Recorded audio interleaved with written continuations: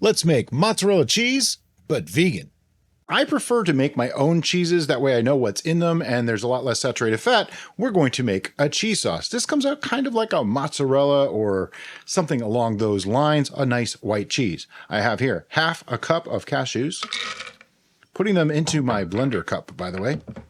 1 1/3 cups of water. This is one of the few times that I do add all the water right away because you're going to need it.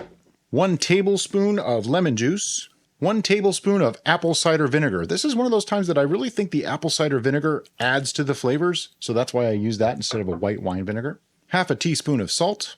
Don't be tempted to leave the salt out. Cheese is a little bit salty and it's kind of an important thing. And then, the secret ingredient, 4 tablespoons of tapioca starch. Put on the base and take it for a spin.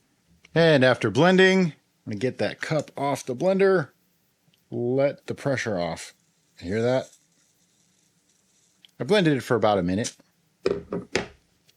And we want to pour this into a pan. Scoop out as much as you can from the cup. By the way, these spatulas here, the blue thing, that is awesome for getting into the bottom of these cups. We'll have a link to that in the description for this video. We've discovered these a while back and they make such a difference if you have a Vitamix.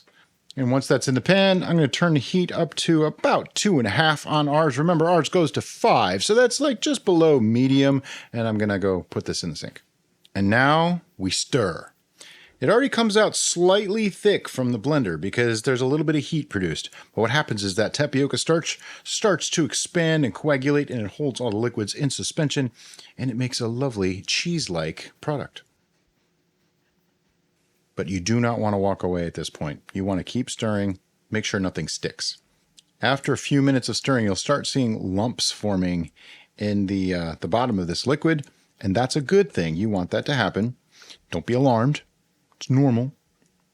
It takes between 5 and 10 minutes, I would say, totally to cook this into a cheese. But you'll start seeing lumps like that. Just keep stirring.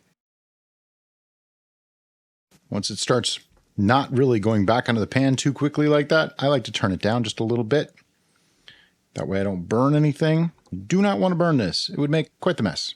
And I just keep stirring until it all gets really nice and thick, very much like a mozzarella cheese. It's all starting to get thick now. That's what we're looking for. I just want a little bit more until it feels, you know, that gel-like consistency rather than being liquidous. It's almost there. Very, very close. Okay, at this point, I'll cut the heat, give it just a couple last stirs. You can see that stretch starting to form.